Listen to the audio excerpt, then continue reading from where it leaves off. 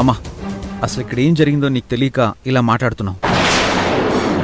కావేరి చేసిన ఈ గంట ఆలస్యంతో ఆఫీస్లో ఎంత ప్రాబ్లం అయిందో తెలుసా?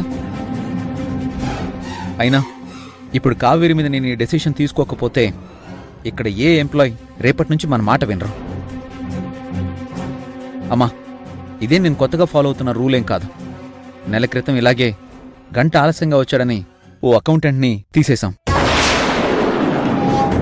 ఇక్కడ ఎంప్లాయీస్ అందరికీ ఒక్కటే రూల్ అమ్మా, ఎవరి మీద కక్ష కట్టేది లేదు, ఎవరిని పక్షపాతంతో చూసేది లేదు.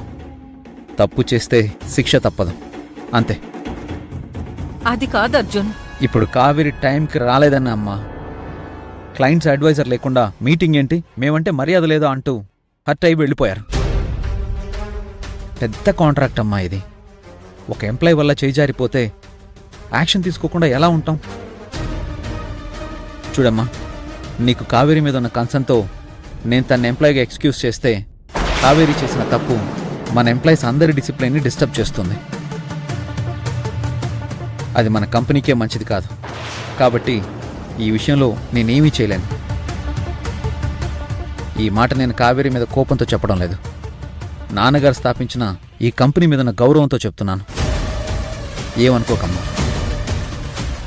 అర్జున్,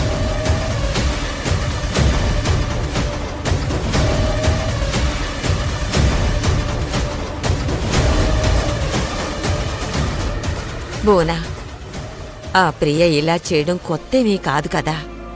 పాపం కావేరి ఇప్పుడు ఏం చేస్తుందో, ఎలా చేస్తుందో.